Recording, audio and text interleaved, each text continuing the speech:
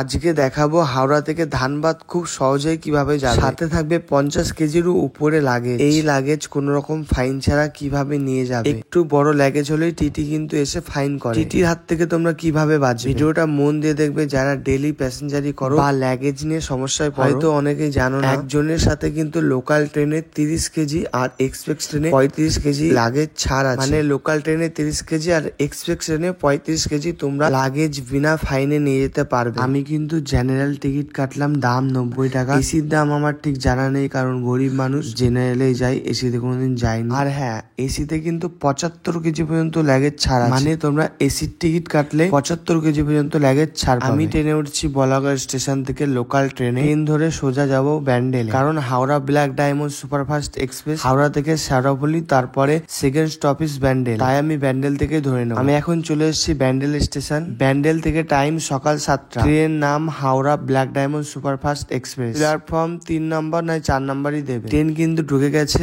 আর এখন আমি এই ব্যাগটা তুলবো। বাকি কথা ট্রেনে উঠে বলবো। এখন আমি ট্রেনে উঠে পড়েছি। ট্রেনের ভিতরটা আমি একটু দেখানোর চেষ্টা করবো। ট্রেনের ভিতরটা কিন্তু একদম ফ্রেশ, তোমরা দেখতেই পাচ্ছ। এবার আমি দেখাবো এই ট্রেনের বাথরুম। বাথরুমটা কিন্তু খুবই ময়লা। বাথরুম নোংরা হওয়ার একটাই কারণ, গুটকা খাওয়া বন্ধ করতে হবে। যেদিন থেকে গুটকা খাওয়া বন্ধ হবে পুরো দুনিয়া পরিষ্কার হয়ে যাবে। কোমোড লাগানো বাথরুমে আমার বাথরুম করতে ভালো লাগে, তাই আমি বা সাইডের বাথরুমে বাংলার প্যান লাগানো আছে, ওইখানে আমি বাথরুম করবো। ওকে, ট্রেন কিন্তু বর্ধমান ঢুকে গেছে। বর্ধমান হলো 3 নম্বর স্টপ। বর্ধমানের পরেই কিন্তু 4 নম্বর স্টপেজ মানকর। প্রতিটা স্টেশনে কিন্তু 1 মিনিট করে সময় ওঠানামা করার জন্য। মানকর স্টেশন কভার করে কিন্তু আমি ট্রেনে উঠে পড়েছি। এবার আমি কভার করবো 5 নম্বর স্টপেজ। এখন আমি চলে এসেছি পানাগড়। পানাগড় হলো এই রোডের 5 নম্বর স্টপেজ। এবার দেখাবো 6 নম্বর স্টপেজ দুর্গাপুর। এখন আমি দেখাতে পাচ্ছি দুর্গাপুর স্টেশন। যেহেতু দুর্গাপুর স্টেশন একটু ব্যস্ততম জায়গায়, তাই ট্রেন একটু বেশিক্ষণ সময় নিয়ে দাঁড়ায়। আর পেছনে দেখতেই পাচ্ছ মালগাড়ি যাচ্ছে, কয়লার গাড়ি বলে এটা, এখন যাবে রানীগঞ্জ। এবার আমরা এগিয়ে যাব 7 নম্বর স্টপেজের দিকে। আচ্ছা,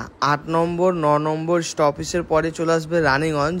আমি এই দুটো স্টেশন কভার করতে পারিনি, অন্ডাল আর ওয়ারিয়া, এই দুটো স্টেশন আমি কভার করতে পারিনি প্রচন্ড ট্রেনের ভিড় থাকার কারণে। আমি এখন চলে এসেছি রানীগঞ্জ। দেখতেই পাচ্ছ আমার যেই ডেলিভারি ছিল সেটা আমি রানীগঞ্জে ডেলিভারি করতে চলে এসেছি। আমার আজ যাওয়া হবে না। আমার ইউটিউব চ্যানেলটা অতি অবশ্যই সাবস্ক্রাইব করে রাখবে। আর তোমরা যদি এরকম ট্রেনের হেল্পফুল ব্লগ দেখতে চাও অবশ্যই কমেন্ট করে জানাও, আমি নেক্সট কোনো ট্রেনের কভার ভিডিও করব। আজকের মতো এই পর্যন্ত। অবশ্যই ভিডিওটা ভালো লাগলে লাইক কমেন্ট শেয়ার করবে। আর একটা কথা, ট্রেন কিন্তু এখন সোজা ধানবাদ যাবে, মাঝে 4টে স্টপেজ পড়বে।